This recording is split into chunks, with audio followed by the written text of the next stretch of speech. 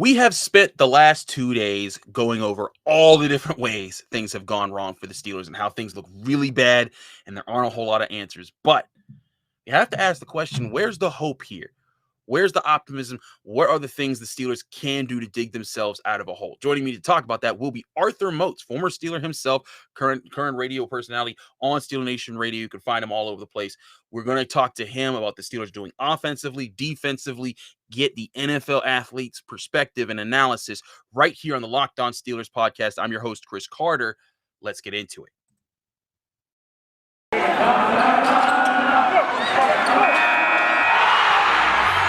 You are Locked On Steelers, your daily Pittsburgh Steelers podcast, part of the Locked On Podcast Network, your team every day.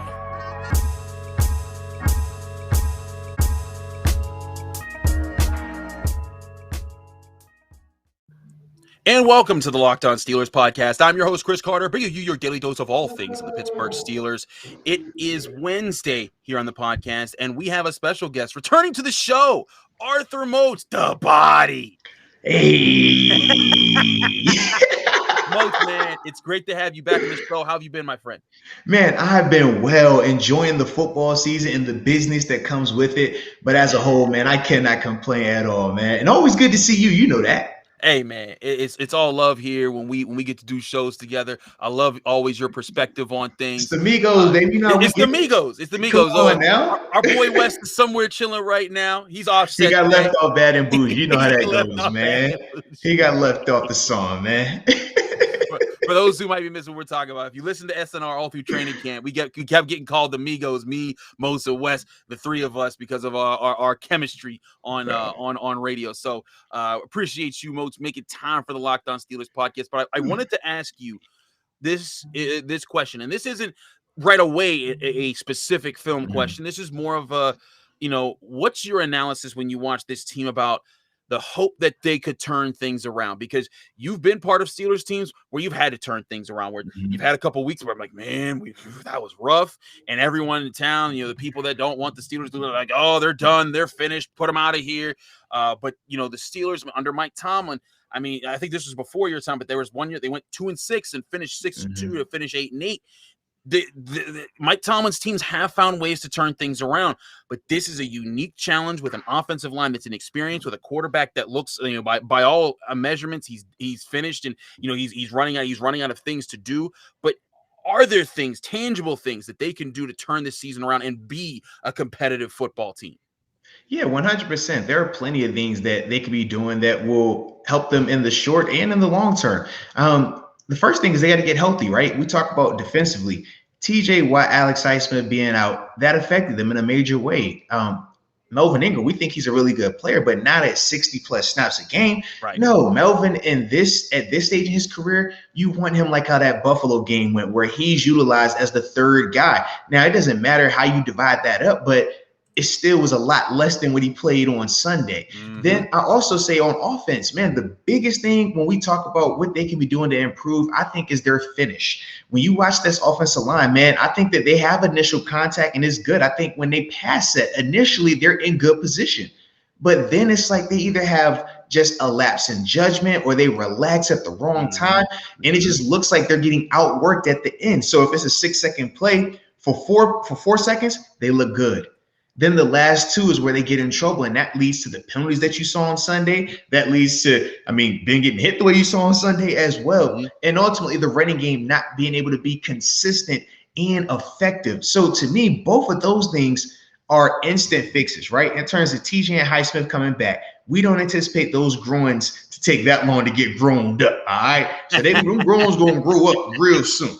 But it worked for Joe and Devin. They're growing exactly got back out there. Exactly, man. So I don't anticipate those two guys being out too much longer. And like I said, offensively, just put a little more effort up front. That effort can minimize so much of the damage that they've been having to deal with. I agree. It is about that effort. It is about finishing things off. And early on, and this is what I was concerned about with this offensive line. You and I, we talked about this. This offensive line wasn't going to be elite in the first few weeks. It was going to be a struggle, and they needed to work a way around them. But one thing that I think that, and you pointed this out as well, especially for younger players, rookies, even second-year players like Kevin Dotson, the game comes at you fast. And when you're looking at situations and you lose one battle and then your head's whipped around like, whoa, I messed that up. And then you forget what you're supposed to do on the next play. And then it's just a cascading failure after failure after failure. And then it's bad play. It's bad gaming. And you saw in week 1, no procedural penalties. The offensive line, very clean. Not really good play, but clean play. And it was a really good. And now the last 2 weeks, they have not been clean. Holding penalties, procedural penalties, false starts. There's been so many issues that keep poking their heads up because, again, I think the game's coming a little too fast for them. Now, oftentimes you get a chance as a player to kind of have that come up in its moment where veterans help you or something clicks for you or something happens for you.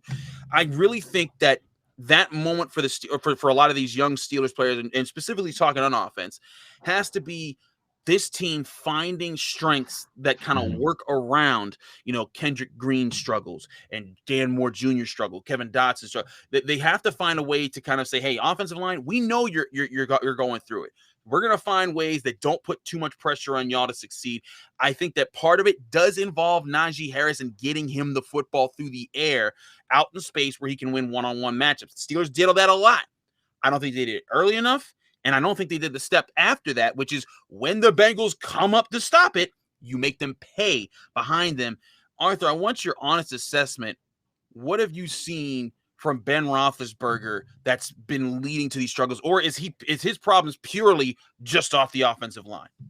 No, I mean, obviously the offensive line plays a role in Ben's performances and the lack thereof in terms of it being varsity throughout. But to me, I think the biggest issue that I've seen on tape with Seven is just his ball placement, not even on the deep balls only, because obviously that's highlighted, right? We bring up the James Washington plays and stuff like that. But to me, I look at the screen pass or the now pass that he did to Pat Frymouth, where Pat is having to catch it one-handed behind the line of scrimmage, and he effectively eliminates any chance that Pat would have of creating any type of run after. I think about the play where he's throwing the ball to Juju, where Juju gets hit and he hurts his ribs. Ball placement, is the ball on the front side or is it on the back side? As small of a detail that is monumental in terms of keeping a drive alive. It's monumental in terms of making a ball easy for the receiver to catch. We talk about being quarterback friendly, but at the same time, when we talk about elite tier quarterbacks, they're elite because they throw catchable balls. They put the ball in the easiest spot every single time. And I think that's the biggest reason why when people talk about Seven, a lot of that disconnect happens, because if you're viewing him as a top 5 elite quarterback, well, that's the standard that you have to grade him with. But you can't say he's in this category, but now we're not going to grade him on ball placement. If it hits the receiver's hands, they should catch it. No, because that's not the same standard.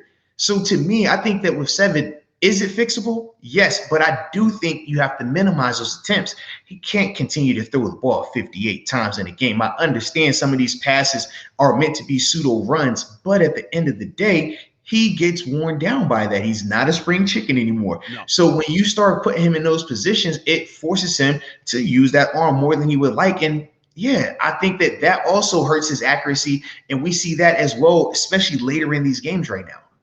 I want to keep talking about Ben Roethlisberger because you're a guy, you've been his teammate. You've seen how he thinks, you've seen how he operates, and how not just on the field, but behind the scenes when he's struggling. I mean, heck, you were on the 2017 team where he threw 5 interceptions against the Jaguars and how he responded. I want to get your thoughts on his temperament and just what you think that we're going to see from him. But first, I got to tell our listeners about betonline.ag. It's that time of the year again, and all eyes have now turned to football as teams are back on the gridiron starting the football season. As always, BetOnline is your #1 spot for all the pro and college football action this season. Get all the updated odds, props, and contests, including the $500,000 NFL Mega Contest and the $200,000 NFL Survivor Contest, open now at BetOnline. Head to the website or use your mobile device to sign up today to receive your 100% welcome bonus. Be sure to take advantage of their opening day super promo that promo's gone, but they have several other promos where you can now check out. They have some promos where you can get refunded in your wager up to $25. Some promos that you pay very little and you get a very big payout. always check the details and different promos on BetOnline because they're all spectacular. BetOnline is the fastest and easiest way to bet on all your favorite sports, from football to basketball to boxing, right down to horse racing. Don't wait to take advantage of all of your great offers available for the 2021 season at BetOnline, your online sportsbook experts. We're also brought to you by Get Upside. Hey, Steelers fans, this is Chris Carter with an incredible app for everyone who buys gas that you need to know about. It's called Get Upside. My listeners are making up to 25 cents for every gallon of gas every time they fill up. Just download the free, and again, it's a free Get Upside app in the App Store or Google Play right now. Use promo code TOUCHDOWN and get a bonus of 25 cents per gallon on your first fill up. That's up to 50 cents cash back. Don't pay full price at the pump anymore. Get cash back using Get Upside. Just download the app for free on your and use the promo code TOUCHDOWN to get up to 50 cents per gallon cash back on your first tank. Some people who drive a lot are making as much as $200 to $300 a month in cash back, and there's no catch. The cash back gets added right to your account. You can cash out at any time to your bank account, PayPal, or an e-gift card for Amazon and other brands. Just download the free Get Upside app and use the promo code TOUCHDOWN for 50 cents off per gallon cash back on your first tank. Now, keeping it rolling here on the Locked On Steelers podcast. Sorry, Arthur, as I gave a mouthful. I had to pay the bills right there. Gotta pay the bills, man. Gotta pay the bills. You know the drill. You know the drill. Now, absolutely. Now, Moats, back to Ben Roethlisberger. Yeah. We can go over his individual decisions, because not just his ball placement, but just his overall just seeing the field and what he's not seeing, what he is seeing. Decision making, yeah. What do you think is going on inside his head right now? Because you've seen when he threw that 5 interception game against the Jaguars, he's like, maybe I don't have it anymore. And some people took that as resignation, but inside the locker room, you guys are like, no, he's mad and focused now. Yeah. What do you think is going through his head now? I mean, because this is an older Ben Roethlisberger, and he's getting hit a lot, and this is different. Yeah, man. With 7, man, he's the ultimate competitor. He doesn't want to lose in anything. And when I say anything, I mean literally anything. He is that type of guy. And for a guy like him who's had so much success at this level, when he's faced with adversity, he's not going to back away. No. It's the opposite. He treats it like he's a dog in a corner. He's going to come out swinging. And part of that we love about him, and that's ultimately, when we see him ride on that cowboy and on that horse in the fourth quarter, and he throw a couple of dimes here or there, and, he gets the guys out the stadium. And he did that versus Buffalo, right? Mm-hmm. But like we said, he is older now. His skills are starting to diminish a little. And when you talk about asking him to be the savior every single game or for 17 games at this stage, I just don't think he can do that at a high enough level consistently enough with this group. Now, is it the end for him, though? Not at all, because I do think that he still is going to motivate this group, because that's the thing with 7. His mentality and his motivation, seeing him out there, the toughness that he plays with, they're going to respond to that mentally. This is another reason why I'm not a fan of the concept of switching him out right now, is because I still think that he puts them in the best position to win in terms of the pre-snap calls, in terms of just executing his reads. Like, those are the things that I think, for what he lacks in arm talent, that Dwayne Haskins or Mason Rudolph has right now, Ben more than doubles them in that avenue. Now, I wanted to ask you about those reads, because pre-snap, I agree. I think he's able to see things, but it really looks like it's post-snap right now, where he's just not sure of what's going on, or where it looks like to me. And tell me if I'm talking out my rear end on this. It looks like to me a lot more often than not, Ben Roethlisberger is needing to see plays open. He's not able to anticipate where he needs to throw the ball before it gets there. If he sees a guy get open, then he throws the ball. But there's not a sense of, hey, I know in X amount of seconds this guy's gonna beat this coverage because we know what they're at. Is that what's going on here? Because like the interception where he tried to target Juju over the middle and he threw it to triple coverage and the Bengals linebacker picks it off. I look to his left and I'm like, man, Derek Watt was wide open and he never even looked at him. What goes? Is that a correct assessment? And what goes into fixing that issue? No, so for 7, man, in terms of the assessment, you're not off. Like, that is part of it. Now, with that being the case, I look at it twofold. He's used to having receivers that get separation, in terms of Antonio Brown, in terms of when Juju was the premier number 2 guy. Yeah. Those guys created a ton of separation. Right now, when you look at these receivers outside of Deontay Johnson, who creates separation? It's not a thing. With Claypool, it is all jump ball passes, right? Mm-hmm. It's not a lot of separation. So when you talk about the accuracy slipping in terms of ball placement, and you couple that with receivers that aren't getting separation, now you got this recipe for disaster. And then you sprinkle in an old line that can't protect long enough for 7. Now you see why it's looking the way it's looking, and why it's almost like an expedited version of the aging process for 7. Mm-hmm. So to me, I don't think that it's all on him from that standpoint, but obviously he plays a part of it, because the elite tier guys, they say, even if my receivers can't get separation, I can put the ball in a place where only he can get it. Right. It's been times where I remember between 2014 through 2017, you're in coverage on a receiver, you're in coverage on a running back, and he'll whip that ball right by your ear, and there's nothing you could do about it. You just say that's 7. Right now, he's not being able to do that frequently enough or consistently enough. And I think that also has led to him holding the ball way longer than he should be. It's hard to, to go through your reads when you're waiting for this guy to clear, because you don't know if you can necessarily put that ball in that tight window anymore. But that's the mental game that he's having to deal with right now. And it comes with the aging process. Mm-hmm. If you play football long enough, then you deal with it. As defenders, we were always taught, all right, once I started getting older, got to lose more weight, because you're going to lose a step. So you got to slim up here. So this is a part of it for him. I do think that he will adjust, though. That's the big question. Can he make that adjustment? We've seen him make adjustments throughout his career. Going into last week, I brought up how in 2014, when the Steelers offense, the previous years, they had struggled. They were in the 20s. They weren't a good offense. But when they started throwing the ball underneath to Le'Veon, it backed off. It forced defenses to have to focus on him, and it opened up more opportunities for guys down the field. It forced those linebackers and safeties to consider how to stop those underneath things, and giving Ben a chance to get to throw behind them. Now, here's the issue, though, Arthur. You have to take that step too, is when you hit Najee Harris for those runs underneath, and he does a great job of making 3 guys miss and getting 8-10 yards, and he's doing what you drafted him in the first round to do.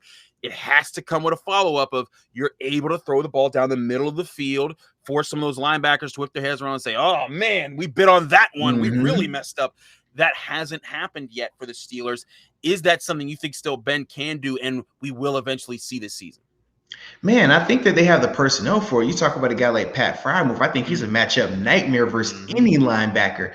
And I think that him and Ben are starting to build a little bit more of a rapport. We're starting to see him now back-to-back weeks being utilized. That's the next step in this progression, I think, because I'm maybe I'm speaking for myself, but I'm tired of let's just throw it up downfield and hope for the best on the sideline. I'm with you. That to me is I'm kind of putting that in the jet sweep category. Okay, we're gonna put that in that little box. Okay, we're gonna tape it up, and we just definitely throw that wildcat. We're just gonna throw it over there. Like I'm cool on that. So when we talk about taking those shots, I would much rather see them work in the middle of that field with Pat, because he creates matchup nightmares, and he is sure-handed. Now, I say that with him having a drop yesterday, but everybody clearly had a drop yesterday. But I still feel that with Pat, man, he's a guy that you can utilize so much more. And like you said, you piggyback that, right? When they start to react to Pat, now you're going back to Najee. When they start to react to Najee, now you're going back to Pat. Eventually, you catch somebody in a shot. And that's ultimately how it has to go. I mean, we saw Cincinnati. That's what they did to us. I mean, we talked about the Raiders a week ago. That's what they did to us. So it's the same concept, man. Absolutely. It's going to be very interesting to see how they continue to work at that, and if they can turn it around, especially Ben Roethlisberger. But you're a defensive man. I want to get your defensive thoughts in just a minute here. First, I got to tell our listeners about our sponsor, Built Bar. If you want a healthy treat that tastes like a candy bar, Built Bar is the protein bar for you. It's the official protein bar of the U.S. track and field team, and it comes in so many different flavors. Whether you want a fruity snack like raspberry, strawberry, or orange, or something different like salted caramel, cookies and cream, Rocky Road, or my personal favorite, double chocolate. But I got to tell you, real cookie dough, that flavor hits. Double chocolate, you may be in trouble. This might be the new Chris Carter Built Bar flavor that y'all need to eat. And there's so many more flavors for you to enjoy. The best part, they range from 130 to 180 calories. They pack 17 to 18 grams of protein, 4 to 5 grams of sugar, and only 4 to 5 grams of net carbs. That's a tasty and healthy snack that saves you from eating the snack that you regret later and keeps anyone on task with a diet. Order today and get your favorite flavor delivered right to your door by going to built.com. That's built.com. Use the promo code LOCKED15. Again, that's LOCKED15, LOCKED15, all capital letters, all one word, for 15% off at built.com.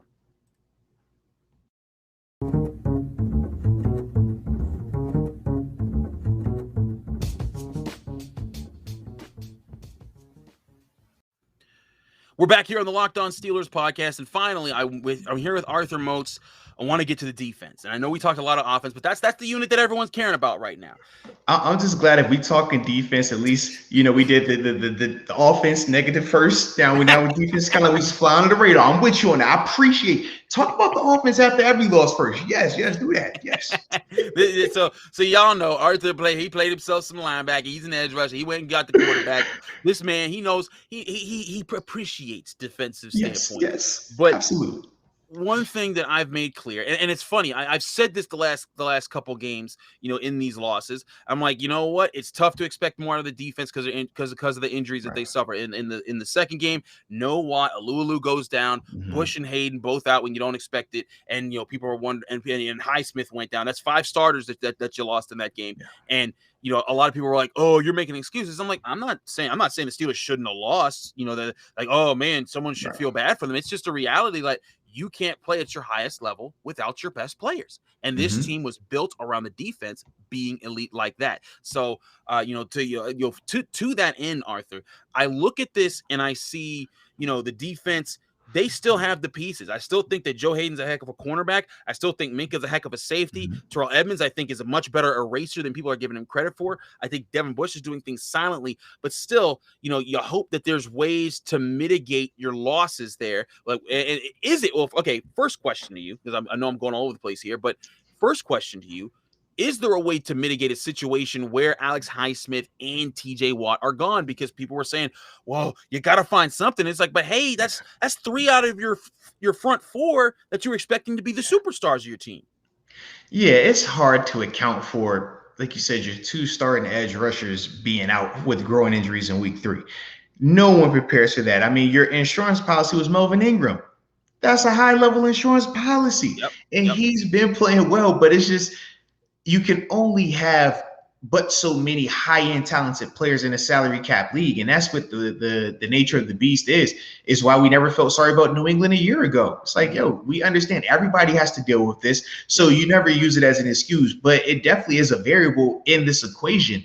Now, in terms of how you mitigate it, though, they tried to do it yesterday. You have to go with the approach of a little bit more blitzing and things like that. But with that, you put your secondary in compromising positions, especially when you're not able to create that pressure the way that you want to. And we saw yesterday with the sack streak that was going on since I was playing, officially done now. Just hurt my little feelings. Then you talk about how many QB hits yesterday, 0. How many pressures, 1. That's unacceptable for the Pittsburgh Steelers on any day of the week. I don't care what guys are out there or what guys are unavailable. A Pittsburgh Steelers defense that only gets 1 pressure in a game, that doesn't even sound right. No. So yes, 100%, man. When you talk about, those injuries, they were significant in terms of this team's approach. Now, here's the thing is, even with that, they only allowed 24 points in a game with no offense. I actually think that's kind of remarkable with no pressure. I wanted to get your sense. I've heard a lot of people say this. Devin Bush hasn't had any splash plays this year. But to me, he's doing a lot of things that the quiet janitorial. He helped with the interception, though. Exactly. Yeah, for Terrell Edmonds. Absolutely, man. He forces the ball to go higher. Minka tips it in the air, and Terrell picks it. He is absolutely part of what this defense has going for it. And this defense has several things that are going for it. But you can't take away maybe its best component and expect them to be elite. I still say they still played defensively well in the last 2 games. Well, and you got to remember with Devin, he didn't even play that much ball his first 2 years. He played a lot his rookie year, but his second year he got hurt, 6 games in? That's almost a whole season's worth of growth and development. Then remember, he wasn't out there for OTAs. Remember training camp. He wasn't out there for all the training camp. He came back before TJ, but barely. Yeah. So for me, when I see Devin at this stage, I'm like, he's still getting his legs under him. He's still getting his eyes right, getting his legs right, getting his body back into this thing. I'm not worried about Devin at all. I think for him, man, he just has to keep feeling more confident and more comfortable being back out there. He's going to be fine, man, because he still can fly around. Now, if we want to talk about, just the finishing part, we could talk about that. But like I said, those things come with conditioning. Those things come with getting his football legs back up under him. And I do think that will happen a lot sooner. Now with this defense, you still got players on it, and like there's a lot of pride in this defense, right? You know, like Cam, pride. Minka's got that pride. I think that there's a lot of guys like that. Now that pride takes a hit when you get a player like Tyler Boyd from the Bengals making comments saying they quit and they quit in front of the whole, and that's what they do over there, and kind of, you know, putting a little salt in the wound there for the Steelers in his comments earlier this week. Now Moats, you're a defensive player. You guys have dealt with, you know, some shots made publicly at you before. How do you? Some people, again, when I saw that, I retweeted. I just said bulletin board. Like, not that it's going to be, you know, it's going to be on a physical bulletin board, but the Steelers are going to see that, and there's going to be a looking around the room like, you know what? Maybe he was right, maybe he wasn't, but we cannot let this be the tone for the rest of the season. What do you think? First of all, how do you think they're going to react to that? And do you think this is something that these guys kind of hold as a grudge moving forward? Because we saw how they held a grudge against the Browns 2 years ago when the Browns was talking all that smack, you know, going into the 2019 rematch. Yeah, man. When I think of that scenario, I mean, when I look at the tape, if you're on that Steelers defense, if you're on that Steelers offense, can you really look at that play, look at every single play up there, and say to yourself, without a shadow of a doubt, that you played your best, that you gave it your all? Because for a fact, that first Tyler Boyd touchdown, everybody brings up Melvin Ingram not wrapping up, and I agree, he didn't wrap up. But if you look around, it's multiple guys that are not finishing the play. Right. It's multiple guys that could have stopped Tyler at the 5 at worst, or slowed him down for the cavalry that was coming. So I didn't disagree. In fact, I remember saying to myself before I even heard Tyler's comments, like, I said it the nice way of, man, we got to finish better. Yeah. He just said it as, you know, when you're the opposing team, when you come in to beat a divisional rivalry or division rival in your hometown, like Tyler did, then Tyler's from here. Right. You're gonna say it a little bit. You're gonna twist the knife a little bit more, similar to what my man Mike Hilton, you know, with this waving at the end. I understand that. That's the showmanship. It's a part of the game. But if you're the Steelers defense, if you're the Steelers in general, and you're pissed off by it, good. You should be, because you open up the door to allow that man to say that. And to the point where we're over here sitting here like, well, he's not really lying. It didn't look like y'all had the most effort, especially when you talk about how the game ended. 3 consecutive drops. I mean, it was just like, are we just trying to get out of here now? We're not even focused right here. Like, it's 32 second and 2, 32, 42. Like, so those parts is definitely frustrating. But in terms of the bulletin board material, no, this will be something that they will learn from, that they will be motivated by when they come back out there, not just against Cincinnati, but next week as well. Because when you start hearing people talk about effort, when you hear people start talking about whether or not a guy is tough or not, those are the things where, as a man, as a player, you feel that a little bit more, and you come out there that following week with that mentality that, hey, we will never allow this to be in question ever again. So I don't anticipate that showing up too much more. That's where I'm at here. And it's funny, you know, when I posted that, I let people say, well, he's not wrong. I'm like, I'm not saying he isn't. All I'm saying is you're poking the bear there, you know, because again, you know, this was a Steelers defense that didn't have TJ Watt, that didn't have Alex Highsmith. And I mean, you don't gotta ask if TJ's a passionate man, and if he's not, and it's funny, TJ's wasn't on the field, but I guarantee you he's sitting there like, nah, man. And now it's a sense as far as like, yeah, I'd agree, because I agree with you. I probably even said the same thing. They aren't finishing well. They're not following through on their effort right now. But when you're the opponent and you beat them like that, you know what?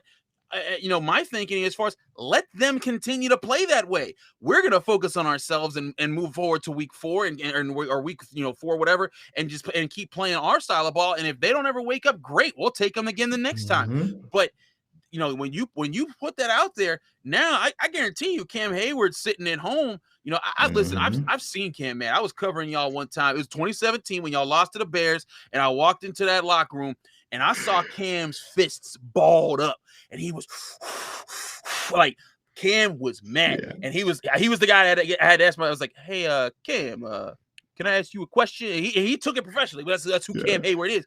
But there's, like, I remember, it's funny, the Bengals back in 2014, it was a road before the road game, and the Bengals could have clinched. I think it was 2015. Excuse me. They could have clinched the division, and Cam was asked, hey, what do you guys think about the Bengals potentially clinching the division? And Cam doesn't know. He says, not today, not up in here, because he heard what the Bengals were talking about and them looking over the Steelers a little bit, and that fired him up. Cam is still the soul of this defense. As much as TJ's the superstar and the guy that runs it, Cam's going to be the guy, I think, that galvanizes people.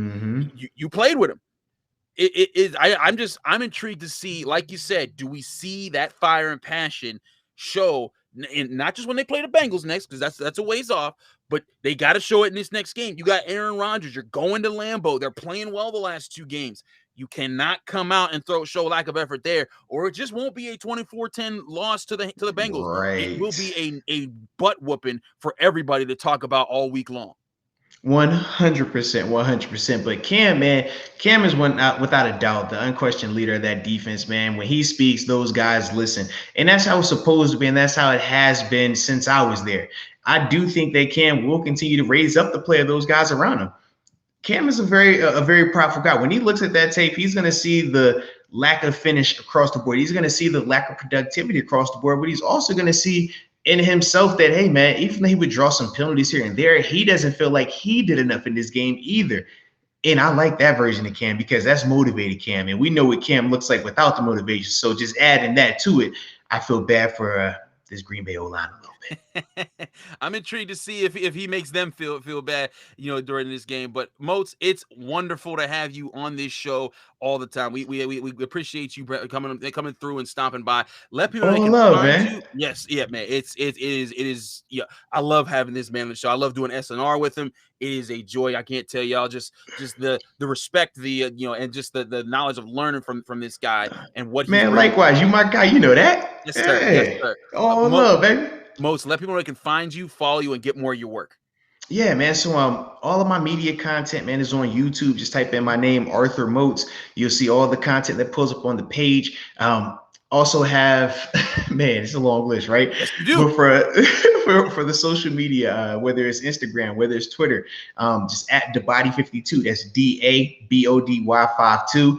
Also have the website, ArthurMoats55.com, and then got the book, MoatsTheory.com as well. Yeah, I think that's everything right now. Oh, and Steelers Nation Radio on SNR. Gosh, I forgot. There you go. Almost forgot the big one, man. I got too much going on, man. But do check out Moats. He's wonderful. If you enjoyed him on this show, you'll enjoy all his other content, his book, everything. So go support Arthur Moats. He is a treasure to Steeler Nation. I'm Chris Carter, your host of the Locked On Steelers podcast. We hope that you enjoyed the show. If you did, hit the like button on YouTube, hit the subscribe button on YouTube. We're also on Apple, Spotify, Google Podcasts, and Odyssey. If you want to check us out, if you want to support us anymore, you can rate us 5 stars on Apple with a positive comment. Doing so get you a shout out at the end of the show. Thanks again for Moats for making time for the show. We're back tomorrow on Thursday. It's Crossover Thursday, getting you ready for that Packers matchup. We'll be talking all things, getting you ready in a preview for that game then.